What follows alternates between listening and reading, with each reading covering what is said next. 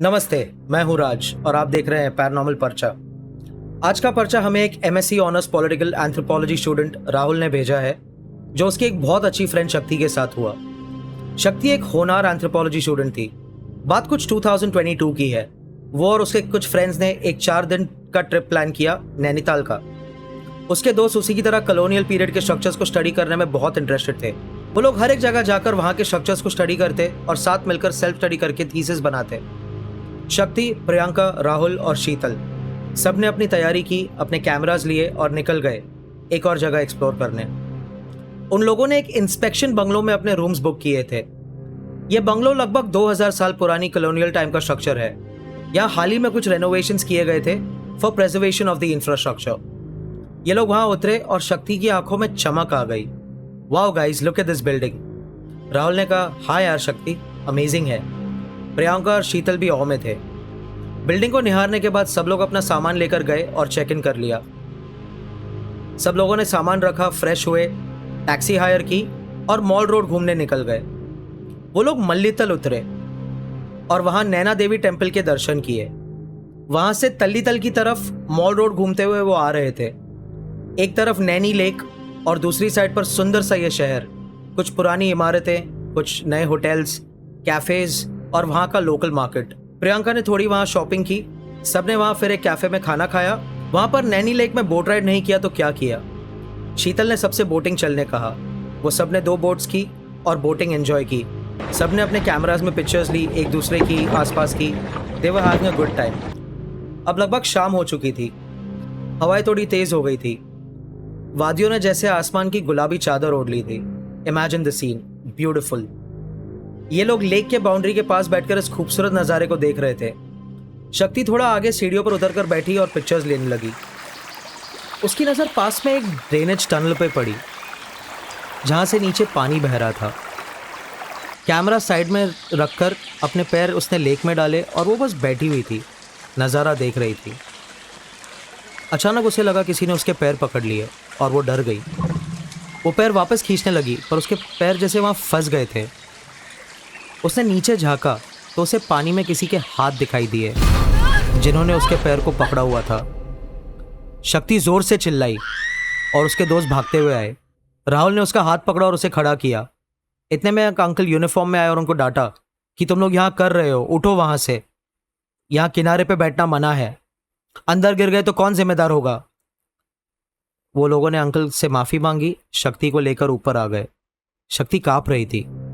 प्रियंका ने पूछा, क्या हुआ शक्ति? उसने कहा, प्रिया, मुझे लगा मेरे पैर किसी ने पकड़े थे यार पानी में। सब लोगों ने उसे शांत किया और कहा, यार लेक है, शायद लकड़ी वकड़ी पर या एज पे तेरा पैर अटक गया होगा और तुझे ऐसा कुछ वहम हुआ होगा। वहां से उन्होंने रैप अप किया और वो वापस बंगलो पर आ गए। शक्ति अभी भी घबराई हुई थी, सहमी सी थी। यार मैंने सच में देखा शीतल। अच्छा ठीक है बाबा, तूने देखा, पर अब बात को जाने देना शक्ति। देख हम कहाँ हैं, कल हमें साइट सीइंग पर जाना है, यहाँ को सब देखना है, स्टडी करना है। तो बस अब उस बारे में मत सोच, ठीक है? शक्ति ने खुद को संभाला, thinking about the next day, the infrastructure that come to study. Early morning start का प्लान था, तो सब रूम्स में रेस्ट करने चले गए। सबका अपना अपना रूम था, so everyone had their own room. शक्ति अकेले रूम में थी। नींद में उसे कुछ आवाज आई। वो उठकर सुनने बैठी, पर सब शांत था। उसने सोचा नींद नहीं आ रही है तो थोड़ी ताज़ी हवा में जाकर आती हूँ। वो बाहर गार्डन में स्ट्रोल करने लगी। उसे अचानक पास में से दबी हुई आवाज आई। वो आगे चलकर पूछती है, कोई है यहाँ पे? कोई है? इतने में उसे कुछ घसीटने की आवाज आई। उसने आवाज का पीछा किया। वहां थोड़ा नीचे उतरने का रास्ता था, जो आगे एक कच्चा सा पथरीला रास्ता बना और आगे जाने पर उसे एक छोटा सा दरवाजा दिखाई दिया। उसने अपने कान उस दरवाजे पर लगाए।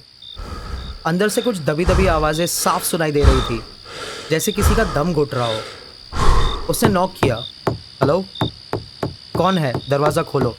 कोई आवाज़ नहीं आई। शक्ति ने थोड़ा बैंग किया। जैसे ही बैंग किया, वो पुराना दरवाज़ा अपने आप खुल गया। अंदर से ठंडी हवा का झोंका आया, लेकिन घना अंधेरा था। शक्ति ने अपने फ़ोन की टॉर्च ऑन की और वो अंदर चली गई। उस फ़ोन की लाइट में उसे पीछे की दीवार पे एक स्विच दिखा। उसने ऑन किया तो एक छोटा सा बल्ब चालू हुआ। उसने जब टर्न किया तो वो एक अजीब सा कमरा था। सीलिंग पे कुछ हुक जैसे लगे थे। आगे की तरफ से हवा की आवाज़ आ रही थी। वो सौर गई तो वहाँ पर एक टनल था। उसे और आगे जाने पर एक नाला दिखा जिसमें से पानी की आवाज़ आ रही थी। वो गौर से उस तरफ देख रही थी कि अचानक उसके पैर किसी ने पकड़ लिए। चिल्लाकर उसने नीचे देखा तो एक आदमी उल्टे मुंह लेटा हुआ था और उसने शक्ति के पैरों को पकड़ा हुआ था। पीछे हटने की कोशिश में वो नीचे गिर गई। वो झटपटाने लगी। अपना पैर छुड़ाने के लिए उसने थोड़ा जोर से पैर मारा। उसके दिल के धड़कन रुक गई और सांसें अटक गई। वो आदमी का सर उसके धड़ से अलग हुआ और लुढ़क कर शक्ति के पैर के पास रुक गया। शक्ति ने गहरी सांस ली और जोर से झटका दिया। उसके पैर उसने पीछे खींचे। खड़ी हुई और उस भयंकर नज़ारे को देखते हुए डिसबिलीफ में पीछे खिसकी। पीछे उसका सर किसी से टकराया। वो झटके से पलटी तो उसे किसी के पैर दिखे हवा में झूलते हुए। उसने डरते हुए ऊपर देखा तो एक आदमी का नीला शरीर फांसी पर लटका हुआ था। उसकी जबान बाहर थी, आंखों की पुतली ऊपर चढ़ी हुई थी और उसके पैर झूल रहे थे।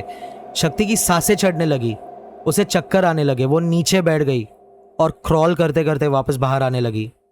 उसके सामने सब घूम रहा था। हिम्मत करके दीवार के सहारे खड़ी हुई, बाहर निकली, लेकिन उसको आंखों के आगे पूरा अंधेरा सा छा गया। पैर फिसला और वो नीचे वहीं पत्थरों के पास गिर गई। शक्ति, शक्ति, कहाँ गई ये लड़की यार? सुबह उसे सब ढूंढ रहे थे। बंगलों के एक स्टाफ ने नीचे देखा तो उसे पत्थरों के बीच शक्ति को बेसुध गिरे हुए देखा। शक्ति को हॉस्पिटल ले गए। वो इतने शौक में थी कि उसे 2 दिन तक होश नहीं आया। जब वो उठी तो उसने अपने पेरेंट्स को सामने देखा। उन्हें देखते वो तेज रोने लगी और उसने अपने मॉम को हग कर लिया। क्या हुआ बेटा? उसकी मॉम ने पूछा, पर वो बस रो रही थी। कुछ देर बाद शक्ति को थोड़ा ठीक लगा। इतने में राहुल वहां आया तो शक्ति को देखकर उसे भी राहत मिली। क्या हुआ था यार? तू वहां पहुंची कैसे? हम कितना डर गए थे। शक्ति ने सब बता दिया, राहुल को, अपने पेरेंट्स को। राहुल ने फिर बताया कि यार शक्ति, जब यहाँ रेनोवेशन किया गया था वहाँ ये टनल मिला था जहाँ एक प्रिजन सेल था।